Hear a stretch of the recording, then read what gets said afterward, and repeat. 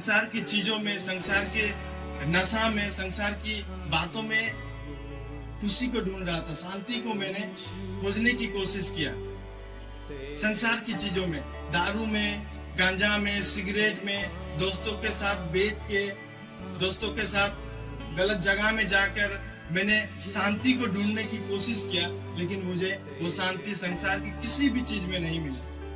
संसार में किसी भी चीज में वो शांति को मैंने नहीं पाया।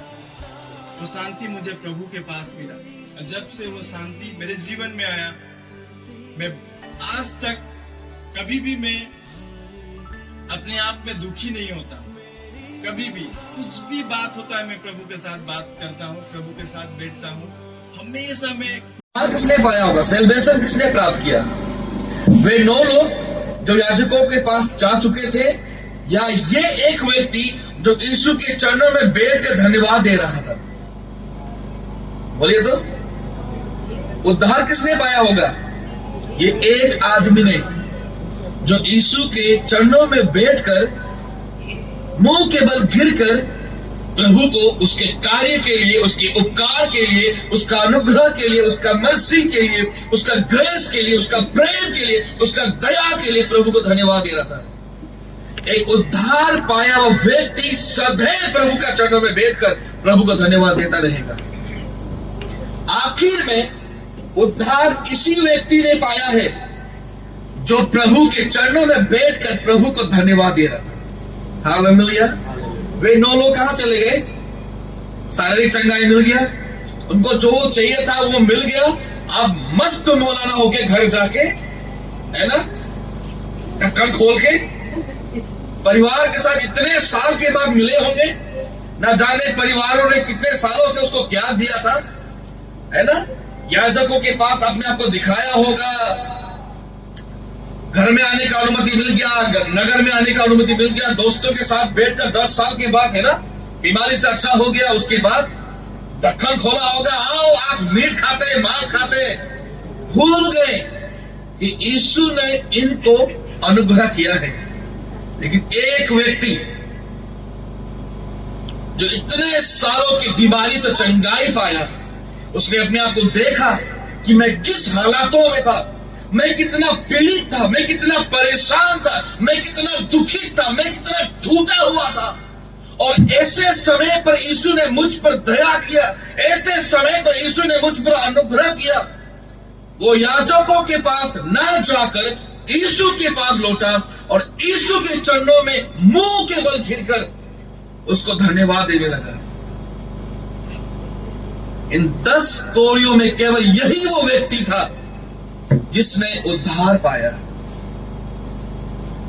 अगर हम उद्धार पाए हुए व्यक्ति हैं, ये बहुत ही सुंदर चित्र है कि एक उद्धार पाया व्यक्ति हमेशा प्रभु के भवन में आकर, प्रभु के चरणों में घुटना टेककर, मुंह के बल गिरकर सदैव प्रभु की महिमा करता रहेगा, सदैव प्रभु को धन्यवाद देता रहेगा, सदैव परमेश्वर की प्रशंसा करता रहेगा, परमेश्वर की बड़ाई करता रहेगा।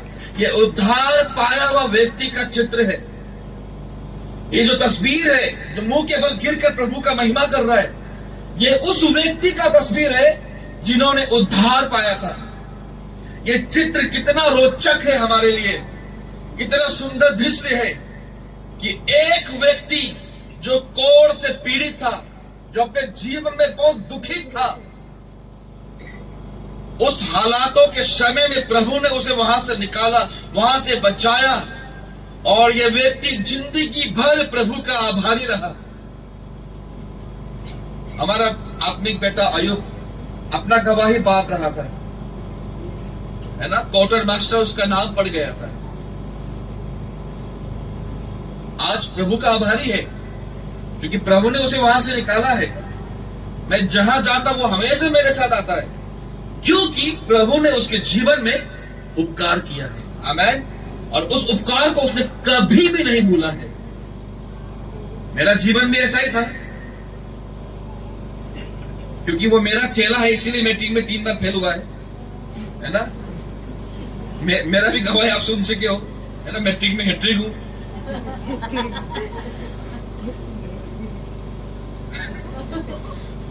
अच्छा गुरु को उसने पकड़ा है, ही बहुत मुझे फॉलो कर रहा है, पढ़ाई का क्षेत्र में भी मुझे फॉलो किया उसने।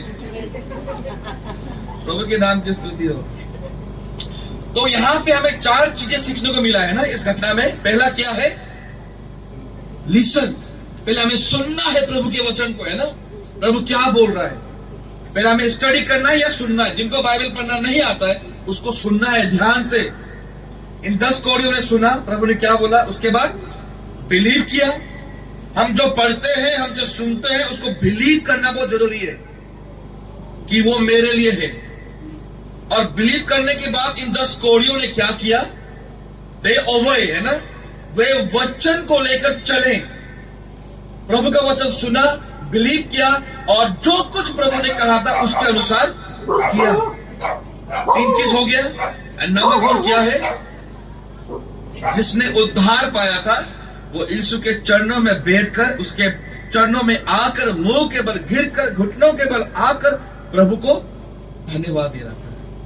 ये एक सच्चा आराधक का चित्र है, एक ट्रू वर्शिपर का चित्र है ये। तो 4 चीजें हमें यहां पे देखने को मिलता है ना, 4 चीजें। पहला क्या है? लिसन, सुनना।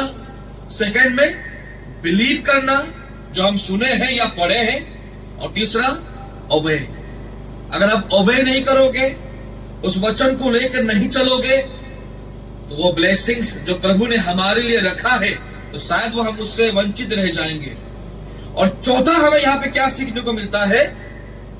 जिस व्यक्ति ने उद्धार पाया था, जिस व्यक्ति ने अपने आप को देखा और सोचा कि मैं किस हालात में था, प्रभु ने मुझे इस हालातों से बाहर निकाला है, वो धन्यवाद देने के लिए प्रभु के चरणों में आया है ना।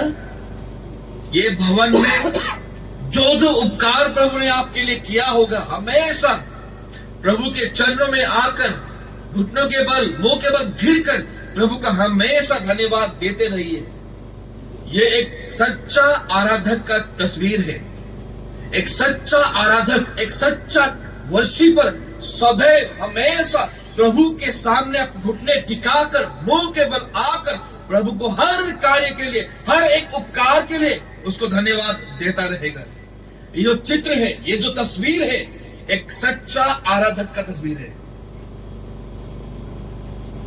मैं हर रोज ये करता हूं क्योंकि मैं जानता हूं कि प्रभु ने मुझे किस दलदल से बाहर निकाला है ना। पाप की दुनिया से प्रभु ने मुझे निकाला है, नशे की दुनिया से प्रभु ने मुझे निकाला है, ड्रग्स की दुनिया से प्रभु ने मुझे निकाला है। हर एक नशेरी चीजों से प्रभु ने मुझे निकाला है। मृत्यु तक उसके चरणों में जाकर, घुटने टिकाकर, मुंह के बल गिरकर हमेशा उसको धन्यवाद देता रहूंगा, क्योंकि वो धन्यवाद के योग्य है। आमीन। प्रभु के नाम की स्तुति हो। प्रभु आप सबों को आशीष करे। तो 4 चीजें हमने सीखे, कभी नहीं भूलिएगा। ये हमारे लिए बहुत लाभदायक हो सकता है अगर हम इन 4 चीजों को लेकर चलेंगे। तो नंबर 1 क्या है? सुनना, लिसन। प्रभु के वचन को सुनिए, पढ़िए। सेकंड में क्या है? बिलीव करिए। जो कुछ आप स्टडी किया है, सुना है, पढ़ा है, बिलीव करिए कि वो मेरे लिए है। एंड थर्ड, ओबे, उसके अनुसार करिए, चलिए। एंड फोर्थ, प्रभु को धन्यवाद दीजिए उसके चरणों में आकर। आमीन। प्रभु आप सबों को बहुत आशीष करे। जय मसीह की।